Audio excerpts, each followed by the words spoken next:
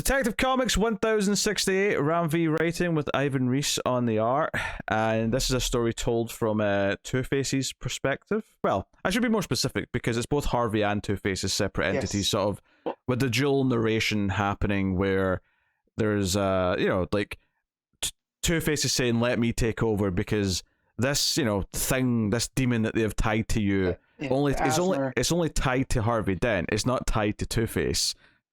So if you want, I can help Batman because Batman's getting his ass kicked. But you got to tell me who Batman is. Yes. And that's where the crux out comes from. Which this is a continuation from that backup with Harvey and Two-Face, and how Two-Face was trying to remind him, like, I'm the one that's always been there for you. That when time gets tough, I'm the part that you tap into. So I do like how this complemented that story really well. Here. So also, didn't Albuquerque do some of the art in this too? I thought I saw his name in the credits. Let me go back. No, you were right. Yeah, it wasn't listed on League of Comic Geeks. Yeah, fair enough. Gotcha. But yeah, I just remember seeing the name because there are parts of the art in here that feel a lot more Albuquerque versus the clean Ivan Reis. I'm looking at the page where he's flipping the coin, and I'm like, oh, that's Albuquerque to a T. Yeah. But I feel like the art's balanced pretty well. Like, I'm sure there was some fill-in stuff going on maybe for timing, but I never feel like the art change gets in the way here. So what some of the things that are going on here is that the family, the Arzen family, is they're like taking in like homeless people and poor people and turning them into soldiers. And noticeably, they're not like giving them a choice here. Like, some of them are crying, they've been held at gunpoint. Harvey's watching this, so they're really starting to like be malicious in how they're going to take over the city. And of course, Batman comes in and ends up fighting the werewolf, and then also whatever the one's called. I'm forgetting all the names. Again, I forget the names too, but he has the multiple arms. Yeah, and then eventually the one that's got a sort of wolf or horse mask. That's, I think, the wolf mask. I think that's him because, like, look, I understand how people could call me out on. Normally, I wouldn't like this, but as a fan of werewolf stuff, the fact that Batman knows he's coming up against a werewolf, right? Like, he's already fought this dude. So what does he do? He brings in a silver line or a silver incorporated suit in order to deal with him. And so I believe, how they all wear those masks? Yeah. I believe that's his mask that he wears for the transformation. So it's just a werewolf in his human form. I believe it's okay. That makes sense. Yeah. That's him.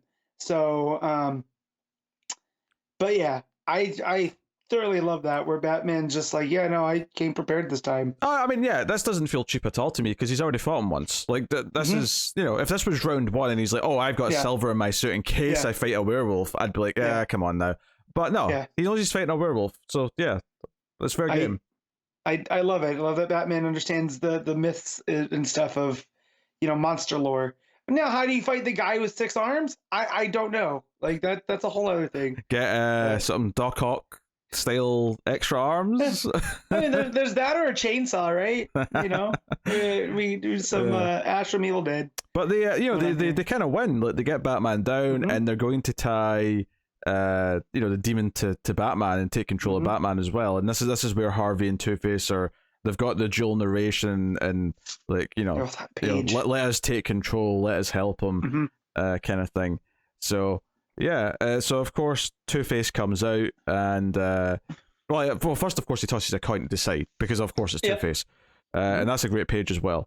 And you get all these like quick little flashback panels of like Two-Face at his worst, where he's maybe considering committing suicide. He's looking at his a photo of his wife and things like that. He's in prison. All these sort of moments from the past. And then the coin lands, and sure enough, he comes out and rescues Batman. It's funny that this is the second time in this arc that Batman's been sort of rescued when he's been left for dead. The first time by Gordon, this time by Two-Face. It's really interesting. But the city's in chaos. There's fires everywhere. They're kidnapping people to try to build an army out of them. And What's interesting is the end of this actually ties in a little bit to that miniseries that we read not too long ago, with the 10-eyed man and Dr. Joy. The Arkham one. What was that called? It was the Dan Waters book. Yeah. I can't remember the name either, which is why I can't remember. I just remember it was Arkham City something. Arkham City. Yeah. Yeah, man. I got to the 10-eyed man and I was like, oh man, this is cool. Yeah, because Dr. Joy was the doctor in that who was helping the 10-eyed man and who was kind of off a little bit by the end. Kind of off, but you understood why, because 10-eyed man said he can do all this weird stuff, and then he does it, and you're just like, oh, okay, well, he's not just a psychopath guy, like he knows dark magic things. So just the idea of Harvey and the 10-eyed man together, I'm excited to see what Ram V does. Yeah, it's very interesting that it's tying into that. I was not expecting that stuff to come back up in a mainline Batman book. Yeah. But here we are. Maybe this is why it's selling less, because it is a bit weirder. It's not appealing to everyone. And I feel that's why I love it so much, because it's Ram V, like, and on top of it too, like when you said this is the second time that Batman's being saved by somebody, I also feel like this is Gotham, trying to protect itself from these interlopers, from the Orgums. Yeah, right? Because first there's Gordon, who makes a lot of sense. Well, of course he'd save Batman, but now you've got Two-Face saving Batman. It's the idea that Gotham as a whole, and it wouldn't surprise me if we get a third example where it's someone even more extreme, like, I don't know, not Joker. Joker's maybe a bit too extreme, but like, I don't know, like Croc saves Batman. Yeah. And then when you think too that it's Gordon, right, and it's Dent, that's the year one team, right? Like, no, you're thinking Long Halloween. Long Halloween team. I mean, thank you. That's those guys. Which and there is a reference to believe in Harvey Dent as uttered in this book. So like, those were the protectors of Gotham at that time. And just so you know, so Harvey giving into Two-Face here is a full trust on that. And I also like here, props to the letterer, that we've had very distinct narration bubbles or blocks from Harvey and from Two-Face. And then when we get the Two-Face in control of Harvey, it's the lettering from the Two-Face and the boxes for Harvey. Yeah, on top of that, obviously you also have Batman narration a couple of times, and you also have narration from like the demon, that's going to bond with them. You get a little bit of that, the Barbatos, if you will. That's so you've got this idea that Harvey giving into Two-Face, and the idea that Gotham will have to turn to all of its like weirder elements to fight off this infection that is this family that's trying to invade it, is a very interesting thematic touch, which is cool to see unfold. I mean, I is this Dr. Joy and 10-eyed man stuff going to work out? I don't know, but I'm definitely intrigued to see what he does with it. Yeah. So that was Arkham City, The Order of the World. Ah, that's what the name of it was. And so 10-eyed man. So I thought that was a newer creation, but no, man. 10-eyed man goes all the way back to the 70s. Oh, I think we knew that. I think we checked that at the time. I don't think I was here for that discussion because this was new to me. But his first appearance was in Batman 226. So. I don't think we talked much about it, but I think we checked and saw that he's not a new character. That probably all the characters in it were taken from something, from before. But yeah, so I like what you're saying about the Gotham has to lean into its weirder elements, because remember, this is still a city where a man dresses as a bat to fight crime. They're gonna have to. But yeah, just the whole stuff with Harvey and Two-Face, and we get those split pages of him, having a discussion with himself, and then with Batman and Barbatos, and so it's playing on the same kind of themes of not giving into the darkness, or when you need to give into the darkness, right? To do what needs to be done. And again, I feel that's kind of one of the things Ram V seems to be very interested in. Because those are also some of the themes that are in Swamp Thing and Catwoman and all these other things. Like he has this style when it comes to, like not interpersonal conflict, but inner conflict, right? trying to do the right thing because it's the right thing or because you feel like it is. And I feel like Harvey Dent's the perfect person for that. And then you add Ten-Eyed Man to it. Oof, it's getting crazy.